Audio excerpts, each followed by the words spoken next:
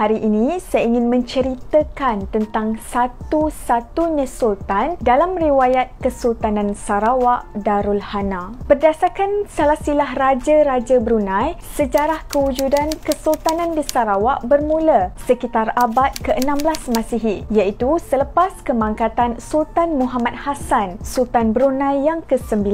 Pada tahun 1598, tahta sultan ini dinaiki oleh putera sulung baginda, iaitu Sultan Abdul Jalilul Akbar. Pertikaian berlaku apabila adinda kepada Sultan Abdul Jalilul Akbar, iaitu Sultan Tengah Manga, menyatakan bahawa perlantikan kakandanya sebagai Sultan Brunei yang baru adalah tidak sah. Sultan Tengah Manga mendakwa dirinya lebih layak menjadi sultan kerana dilahirkan semasa ayahandanya menjadi sultan. Bagi mengelakkan pertikaian ini, Sultan Abdul Jalilul Akbar kemudiannya mentitahkan adindanya untuk membuka sebuah kerajaan baru di Sarawak dan menjadi sultan di sana, memandangkan Sarawak berada agak jauh dari pusat pemerintahan kerajaan Brunei ketika itu.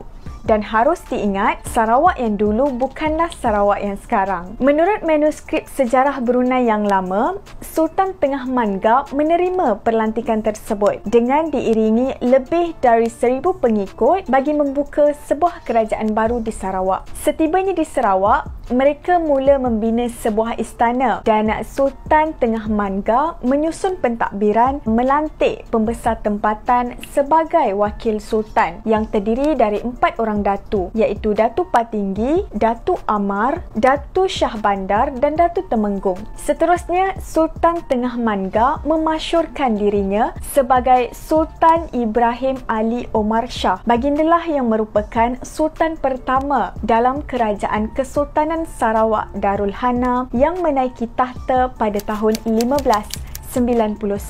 Semasa pemerintahan Sultan Tengah Manga, baginda telah pergi berlayar. Sewaktu perjalanan pulang semula ke Sarawak, bahtera rombongan Sultan Tengah dilanda ribut dan mengakibatkan rombongan mereka terdampar di Sukadana. Dipendekkan cerita, Sultan Tengah kemudiannya berkahwin dengan adinda kepada Raja Sukadana dan telah menetap di Sukadana sambil menjalankan aktiviti dakwah. Untuk meluaskan aktiviti dakwah tersebut, Sultan Tengah dianugerahkan kawasan Sambas dan telah membina penempatan berhampiran dengan Sungai Sambas. Malah, kesemua 5 orang anak Sultan Tengah juga dilahirkan di Sambas. Putera sulung Sultan Tengah iaitu Raden Sulaiman akhirnya berkahwin, kemudiannya ditabalkan sebagai Sultan Muslim pertama bagi kerajaan Sambas sekaligus menggantikan empayar pemerintahan Hindu di Sambas. Pada tahun 1630, Sultan Tengah telah berangkat ke Matan dan mengahwini salah seorang puteri tempatan. Perkahwinan kedua Sultan Tengah ini dikurniakan seorang cahaya mata